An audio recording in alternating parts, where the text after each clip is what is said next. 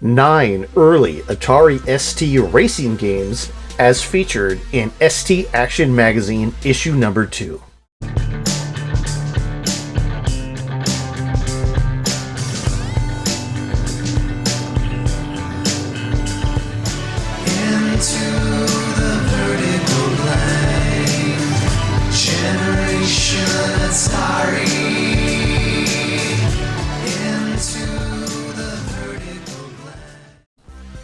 In issue 2 of Atari ST Action Magazine from June 1988, an uncredited article titled Motorsport Madness took a look at 9 early attempts at racing on the Atari ST. These games were released from 1986 until 1988. Given the time period, these are mostly 8-bit style games by developers who were yet to get a handle on how to make games work well on the ST. In the intro to the article, the author states that there were very few Atari ST racing games with any substance, and points to quality 8-bit games like Pit Stop as lacking on the new 16-bit machine. Not a good start, but let's take a look at all 9 and see if there are any worth trying today.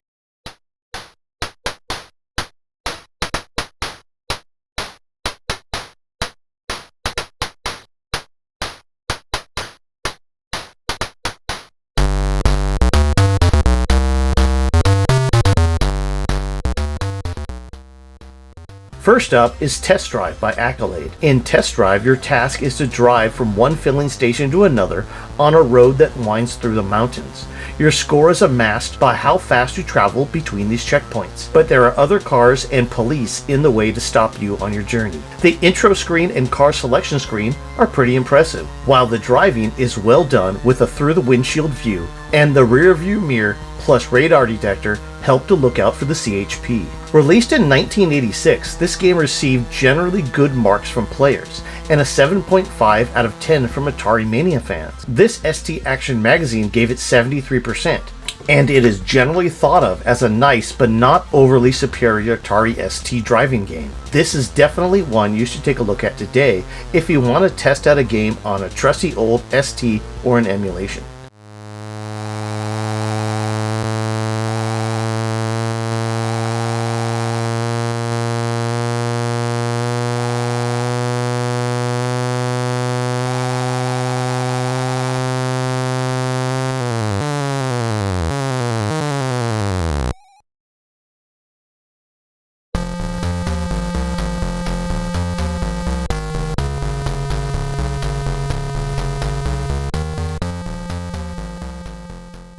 Next up is 500cc Grand Prix, a 1988 release by Microids and Loriciel.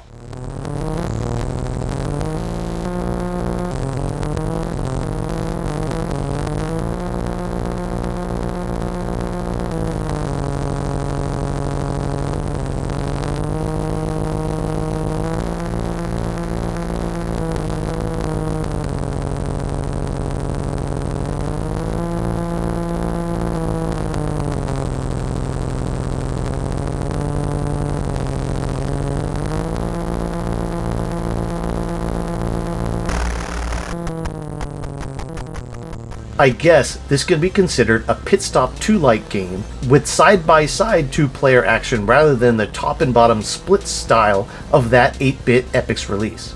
This game does not auto-boot off its disc, which was the first but not the last thing that points to this being a slightly amateurish release. Once you get to the intro screen and game screen, you are treated to a very dated looking set of visuals. But these games are about racing action, so how is that? Well, not good unfortunately. The controls are difficult, the screen is cluttered, and the pace is slow. To paraphrase ST Action, all the relevant and not relevant information is at hand for the players to see. It seems that the only thing they left out was playability. Ouch. They gave it an overall score of 56%, which seems high to me, as Atari Mania users have a more accurate score of 4.3 out of 10. But there are worse games, and gladly better, to come.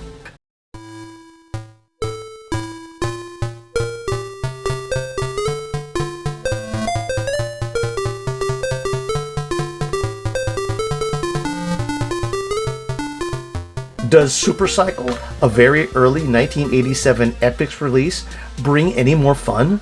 Well, when the Atari 8-bit software market crashed in early 1985, I remember being very envious of all the C64 games that Epix decided to not make for Atari's machines, and then being excited when the ST started to get some of them. This early racing game is not a disappointment given its release time.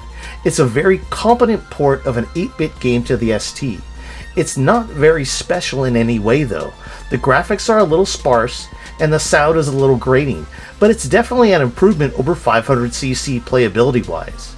Many better racing games were to be released after this for the ST, but this is an interesting bridge from Epic's 8 to 16-bit history.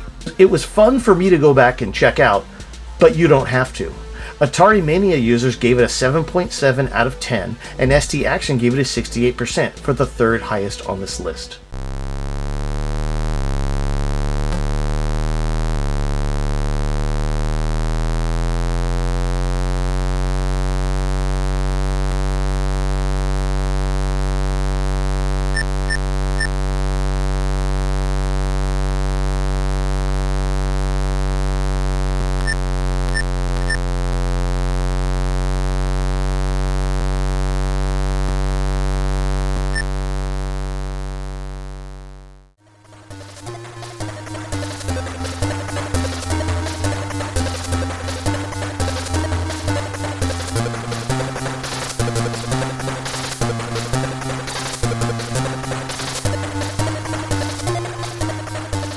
Following that, we have Enduro Racer, a 1988 Sega arcade port by Activision UK. I heartily remember having the isometric version of this game on my Master System and loving it to death. I was surprised to learn that the arcade version was a behind-the-back 3D style affair when I booted up this ST port for the first time in 1989 on a budget game compilation. I always found it slow with floaty physics, and the music with no sound effects kind of felt like I was playing a demo of an unfinished game. So how did ST Action rate it? Overall, they agreed with me. They also failed to see how anyone could call this the best arcade conversion on the ST, which supposedly happened at the time, and found it slow and difficult to control. The ST Action score was 59 out of 100 though, while Atari Mania users rated a high 8.7 out of 10. I have to kind of go in the middle here and say on replay I find it more fun than back in 1989, but the floaty physics are still lacking and it loses playability points.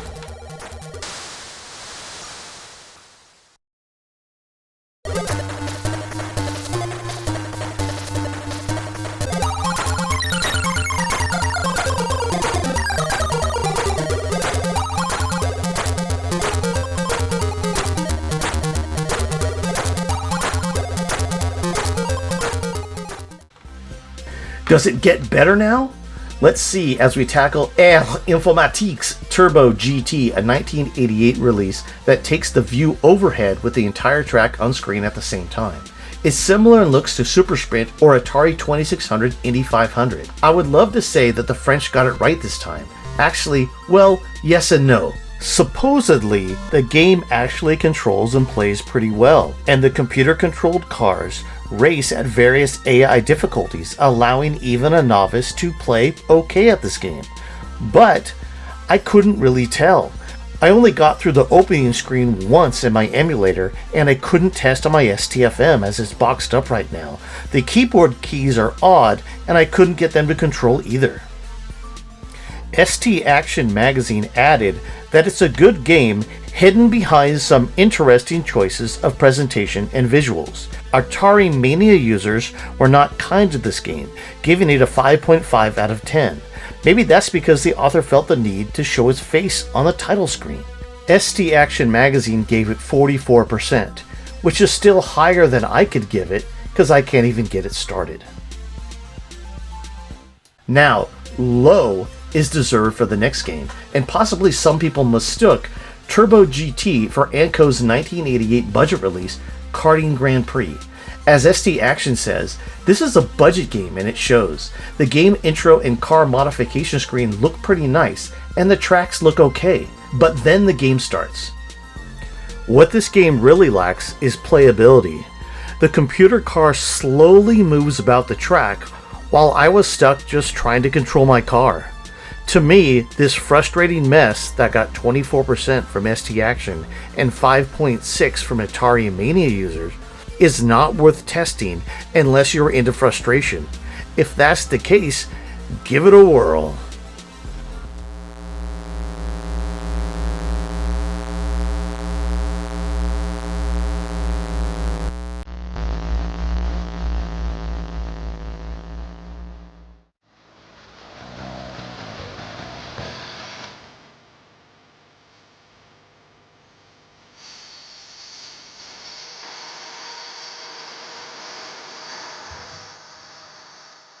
Does it start to improve a bit from here? Well, not yet. Unfortunately, as Tynesoft's 1987 release, Formula One Grand Prix is next. Oh boy, well, I had high hopes for this one to be a decent pole position clone, but those hopes were quickly dashed. This Atari Mania 5.6 out of 10 and 58% ST Action rated game lacks something. You get a selection of 5 cars from Ferrari to Lotus, and like some of the other games on this list, you can practice a single race or compete in a season. The game options, they're pretty good. But when the racing starts, it lacks speed, and there's no way that I could tell what position I was in. It kind of turns into a behind-the-car version of one of those late 70s, early 80s handheld mechanical racing games. The ones where you moved a plastic car with a little steering wheel and other cars moved down the screen on plastic film strips towards you. So yeah, maybe fun for a bit, but not good by any means.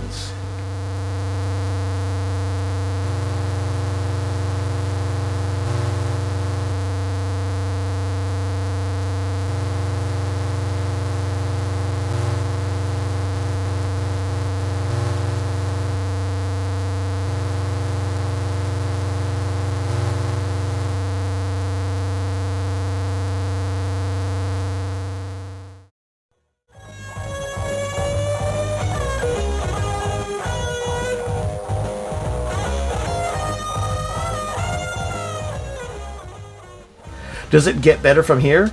Well, not yet. Really unfortunately, as next up is one of the 2 games that I think are the worst in the history for the ST.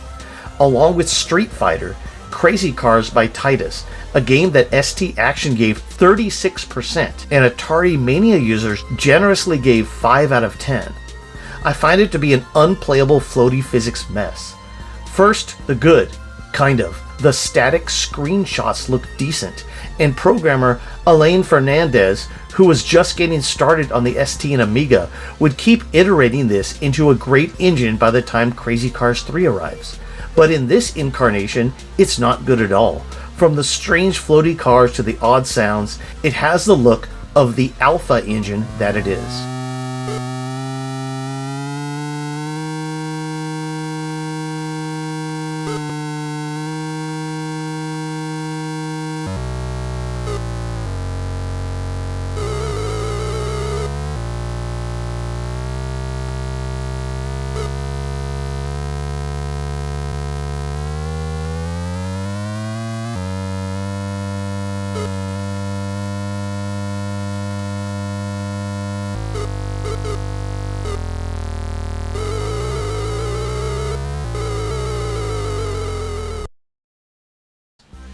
And finally, we move from one of the worst to one of the best ST racing games in this time period, or any time period actually, the Atari arcade port Super Sprint by Electric Dreams and Mediagenic.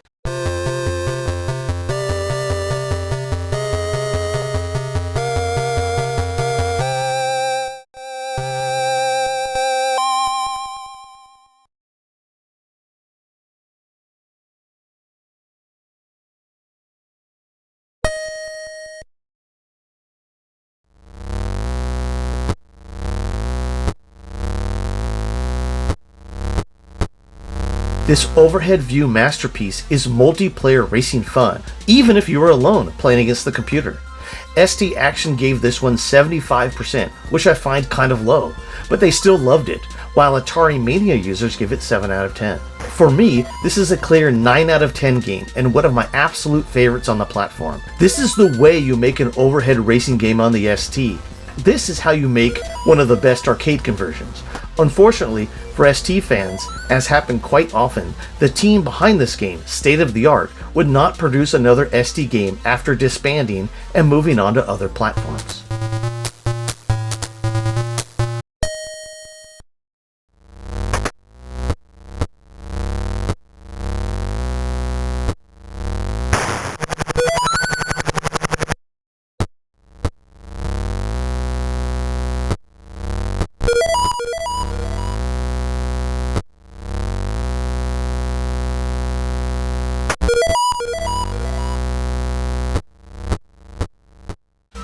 Okay, so that was 9 early racing contests for the Atari ST, most of which I'd avoid. But if you really want to see a game on the ST done well, look at Super Sprint. And Test Drive is very competent also. Until next time, have fun playing your favorite racing games on the platform of your choice in the vertical blank. Stay tuned for a special listen to a sampler of Tony Longworth's latest album, Not My America.